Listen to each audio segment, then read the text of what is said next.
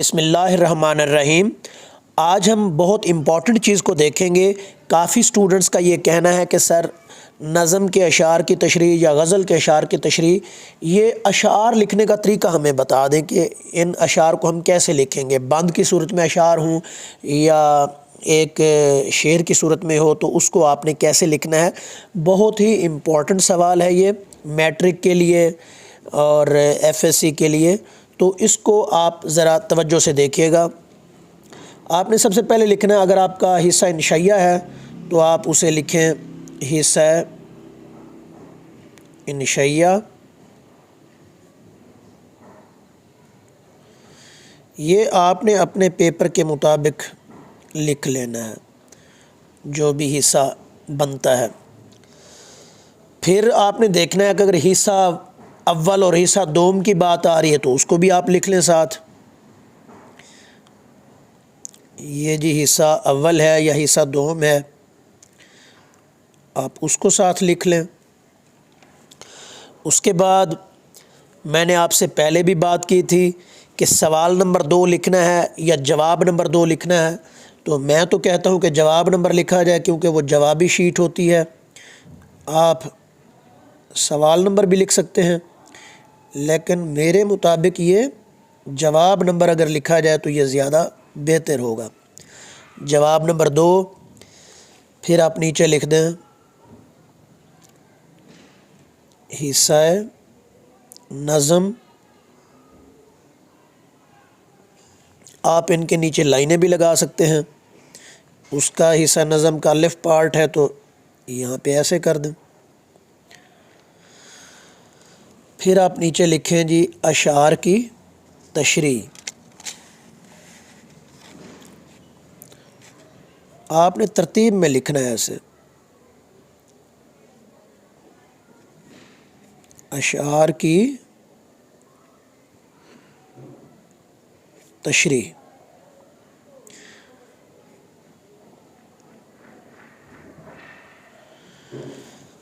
آپ ان کے نیچے لائنیں بھی لگا سکتے ہیں، 2 لائن لگا دیں اور زیادہ خوبصورت نظر آنا شروع ہو جائے گا۔ یہ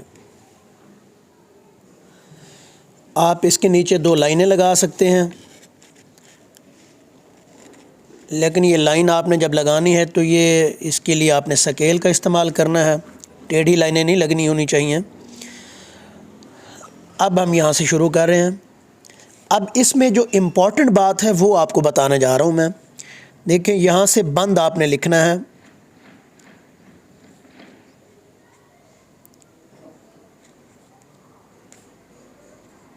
لاکھ پردوں میں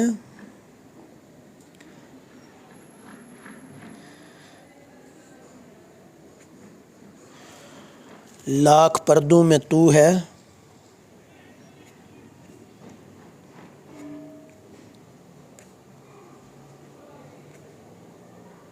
بے پردہ۔ اب آپ غلطی کہاں سے کرتے ہیں؟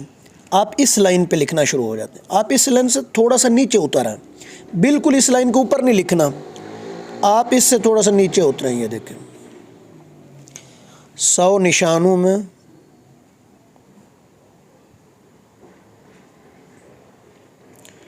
100 نشانوں پہ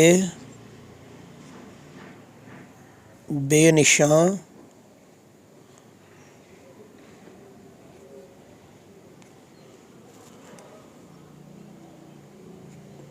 تو ہے۔ اب دیکھیے اگر میں اس لائن کے بالکل اوپر لکھتا تو وہ اس کے ساتھ اٹیچ ہو جاتا، آپ نے لائن کو تھوڑا سا سکپ کر دینا ہے۔ تو ہے خلوت میں تو ہے جلوت میں، یہ دیکھیں اب لائن سے نیچے اتر آیا ہوں بالکل۔ تو ہے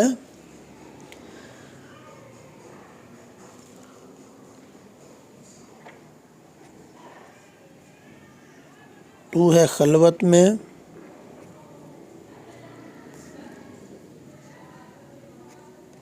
تو ہے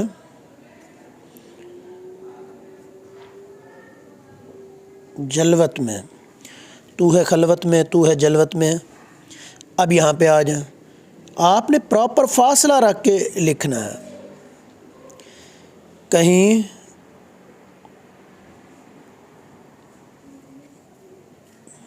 पिनह कहीं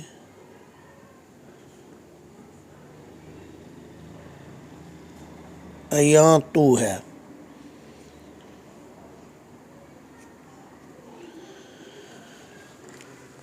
देखा है ये चीज़। तो इस तरीके से अगर आप लिखेंगे, फॉर एग्ज़ाम्पल अगर आप लाइनों को ना छोड़ते, ये देखें इस लाइन के बिल्कुल ऊपर लिखते हैं तो इसके साथ वो मिक्स हो जाता। फिर आप देखें प्रॉपर फासला, ये देखें इसके दरमियान प्रॉपर फासला है, यहाँ पे आपको प्रॉपर फासला नज़र आ रहा है, यहाँ पे प्रॉपर फासला नज़र आ रहा है। आपने जब मार्कर से लिखना है तो थोड़ा सा छोड़ के लिखना है, लाइन से नीचे आके लिखना है। आपने यहाँ पे ये कंसिडर करने के लाइनें हैं ही नहीं, थोड़ा सा फासला दे के आप लिखेंगे, प्रॉपर फासला, समझ आ जाएगी आपको कि इसमें कितना फासला होना चाहिए। अब आपने देखना है, यहाँ पे आप लिखें इस साइड पे नज़म का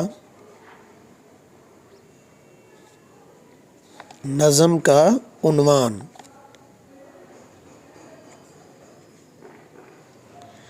ये देखें जी नज़म का उन्वान, इसमें रब्त का साइन लगाना है। ये नज़म का उन्वान है जी हम्द, नज़म का उन्वान हम्द। आप यहाँ पे नीचे लिखें शायर का नाम, फिर लाइन के ऊपर नहीं लिखना, आपने थोड़ी सी जगह ये शायर का नाम, फिर रब्त का साइन। इसमें शायर है अमीर मेनाई, ये देखें यहाँ पे ऐसे लिख दें, बिल्कुल लाइन के ऊपर नहीं लिखना, आपने लाइन को थोड़ा सा स्किप कर देना। अमीर मेनाई, फिर आप यहाँ पे लिखें मफ़हूम। मफ़हूम 2-3 लाइनों का होता है, रब्त का साइन लगाएं। फिर आपने यहाँ पे लिखना है तशरीह।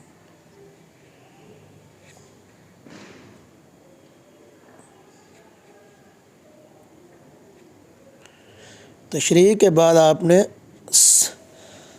जो है ना तफसीलिया का साइन लगाना है। ये अब तफसील में, अब यहाँ से आप स्टार्ट कर दें तो पैराग्राफ की सूरत में आपने पैराग्राफ की सूरत में ऐसे लिखते जाना है। 8 लाइनों की, 10 लाइनों की, जितनी लाइनों की भी तशरीह हो आपने उसको परफॉर्म करते जाना है, लिखते जाना है। गज़ल के अशार की तशरीह हो या नज़म के अशार की तशरीह हो, याद रखना उसमें प्रेजेंटेशन बहुत इम्पॉर्टेंट है, बहुत मानी रखती है प्रेजेंटेशन। आपने हिस्सा इंशाइया, हिस्सा अव्वल, जवाब नंबर या सवाल नंबर 2 लिखना है। फिर हिस्सा नज़म, उसका अलिफ़ पोर्शन है तो अलिफ़ वाला लिख लें। अगर दोम है यानी बे है, अलिफ़ या बे होता है, कभी कभार अलिफ़ बे और जीम 3 स्टेप में होता है ये अशार की तशरीह। फिर आपने बंद की सूरत में वो अशार लिखने हैं, वो आपको मैंने बड़ा खूबसूरत अंदाज़ में ये तरीका बता दिया है। ऐसे बंद आपने लिखना है। फिर आपने नज़म का उन्वान हम्द है, शायर का नाम है अमीर मेनाई, मफ़हूम 2-4 लाइनों पे मफ़हूम लिखना है। फिर आपने तशरीह लिखनी है, फिर 10, 12, 15 लाइनें जो भी तशरीह की हैं वो पैराग्राफ की सूरत में आप लिख देंगे।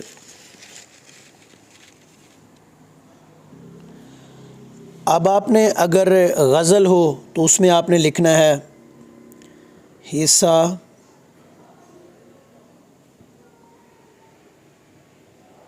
बे की हेडिंग आपने दे देनी है।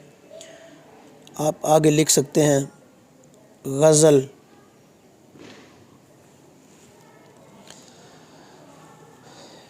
फिर यहाँ पे एक चीज़ होती है कि इसमें 3 या 2 अशार होते हैं, आपने अलहदा उनकी तशरीह करनी होती है। तो आप उसमें क्या करेंगे, पहले लिख देंगे जी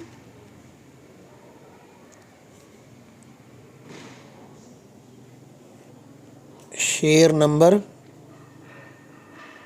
1, पहला शेर है मिसाल के तौर पे। अब यहाँ पे फिर आप दोबारा आपको बताऊँगा कि आपने अशार को कैसे लिखना है। ये देखिए यहाँ से मैं स्टार्ट कर रहा हूँ।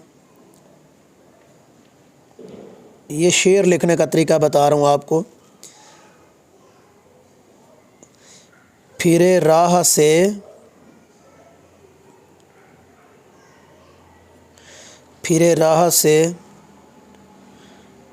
وہ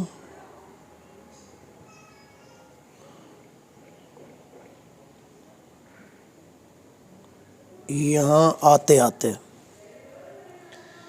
پھرے راہ سے وہ یہاں آتے آتے اجل مر رہی ہے. اجل مر رہی تو کہاں آتے آتے.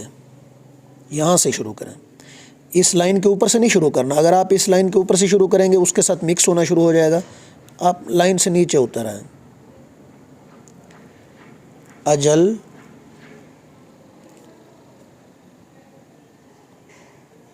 مر رہی تو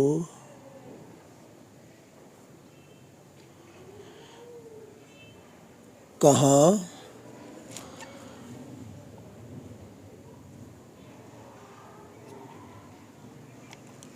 آتے آتے. اجل مر رہی تو کہاں آتے آتے. یہ دیکھیں اس طریقے سے آپ نے پھرے راہ سے وہ یہاں آتے آتے اجل مر رہی تو کہاں آتے آتے. اب دیکھیں میں نے اس کو کس انداز میں لکھا ہے. پھرے راہ سے وہ یہاں آتے آتے کے بعد میں نے فوراً دوسری لائن کے اوپر کر کے نہیں لکھا، بلکہ اس لائن کو تھوڑا سا سکپ کر کے نیچے آ گیا ہوں. تو آپ دیکھیں یہ اس کے درمیان یہ پراپر فاصلہ ہے جو اسے ملنے نہیں دے رہا آپس میں، اور ایگزامینر کو پڑھنے میں دشواری بھی نہیں ہوگی. اس طریقے سے آپ بے شک 50 اشعار لکھ لیں، 20 اشعار لکھ لیں، 10 اشعار لکھ لیں، کبھی بھی پڑھنے والے کو دشواری نہیں ہوگی. اگر آپ ملا کے لکھیں گے تو وہ پھر آپ کی لکھائی کا بھی ایشو ہوتا ہے. مارکر سے لکھنے کا انداز بھی اکثر بچوں کو نہیں آتا، تو وہ پھر پرابلم ہونا شروع ہو جاتی ہے. تو اس طریقے سے اگر آپ کی لکھائی خراب بھی ہوگی تو آپ ایگزامینر کبھی بھی آپ کی لکھائی کو دیکھ کے وہ فیڈ اپ نہیں ہوگا، کیونکہ آرام سے اسے چیزیں نظر آ رہی ہیں. اب یہاں پہ اس شعر کے بعد آپ نے شاعر کا نام لکھنا ہے. یہاں سے شروع کر دیں بے شک.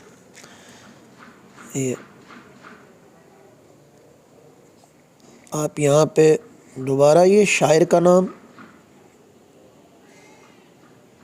آگے رب کا سائن لگا دینا آپ نے.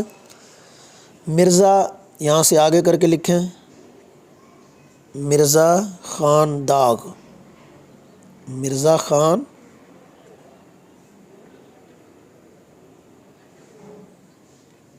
اوپر آپ ایسے کر دیں مرزا خان داغ. پھر آپ نے کیا کرنا ہے بھائی، یہاں پہ آپ مفہوم کی ہیڈنگ دے دیں. مارکر سے لکھنے کا انداز اگر آپ کو آ گیا تو پھر پیپر کی پریزنٹیشن خود بخود ٹھیک ہونا شروع ہو جاتی ہے. اب مفہوم میں آپ نے 2-4 لائنیں، 2 لائنیں، 3 لائنیں لکھ دینی ہے کہ پھرے راہ سے وہ یہاں آتے آتے اجل مر رہی تو کہاں آتے آتے میرا محبوب میرے پاس آتے ہوئے راستے سے ہی لوٹ گیا. اے موت اگر محبوب نہیں آتا تو ہی چلی آ. اس کا یہ مفہوم بنتا ہے. 2 لائنیں، 1.5-2 لائنوں میں یہ مفہوم. اگر مفہوم بڑا ہو جائے تو میکسیمم 3 لائنوں پہ آ جائے، اس سے زیادہ نہیں ہوتا مفہوم. بس بہت ضروری بات جو اس شعر میں آپ کو سمجھ آئی ہے اس کا نچوڑ آپ نے لکھنا ہوتا ہے. اس کے بعد جو تفصیل آپ نے لکھنی ہے وہ آپ نے پھر تشریح میں لکھنی ہے. اس میں آپ 15 لائنیں، 18 لائنیں، 12 لائنیں، جو بھی آپ کے اساتذہ کرام جو اردو کے ہیں وہ جیسے بتاتے ہیں آپ وہاں پہ. اب یہاں پہ اس کے بالکل برابر پہ آپ تشریح کی ہیڈنگ دے دیں اور ساتھ تفصیلیہ کا سائن. یہ دیکھیں یہ بالکل برابر ہے. یہ آپ نے یہاں سے دیکھا نا، یہ ایسے برابر آ رہا ہے. اگر اس کے ساتھ کوئی چیز لکھنی ہوگی جیسے نظم کا نام ہے یا وہ آپ نے پھر یہاں پہ لکھنا ہے. جیسے نظم کا نام ہے تو یہاں سے حمد شروع کرنا ہے ایسے، اس کے بالکل برابر میں آ جائے، یہ برابر میں. تو ایک ترتیب رکھنی ہے آپ نے پھر وہی چیز تشریح میں آپ 10-12 لائنیں ایسے پیراگراف کی صورت میں آپ لکھیں گے. تو آپ دیکھیے گا کہ یہ والا جو کویسچن ہوگا، یہ والا آپ نے جو جواب لکھا ہوگا، ایگزامینر کھل کے آپ کو اس کے نمبر دے گا اور اسے بہت خوشی ہوگی. یاد رکھیے گا جو اندر تشریح 10-12-15 لائنوں کے آپ لکھتے ہیں نا، اس پہ ایگزامینر بہت کم اس کو پڑھتا ہے. کسی بھی تشریح کو، کسی بھی لمبی تفصیل کو بہت کم پڑھتا ہے. میرے بھائی جو آپ کی پیپر کی پریزنٹیشن ہے نا، وہ آپ کی ہیڈنگز اور سب ہیڈنگز، ایک ہیڈنگ ہوتی ہے، ایک سب ہیڈنگ ہوتی ہے. تو ہیڈنگ اور سب ہیڈنگز اسے بتا دیں گی کہ اس بچے نے کیا لکھا ہے. تو پلیز آپ ہیڈنگ اور سب ہیڈنگ کو اچھے طریقے سے سیکھیں، مارکر کے قوانین کو سیکھیں اور اس پہ توجہ دیں. آپ بار بار اس کی پریکٹس کریں تو آپ دیکھیے گا کہ انشاءاللہ آپ بہت اچھے نمبر ان میں حاصل کر لیں گے. حصہ نظم بہت امپورٹنٹ ہے، اس میں بند کو لکھنا سیکھیں. حصہ غزل،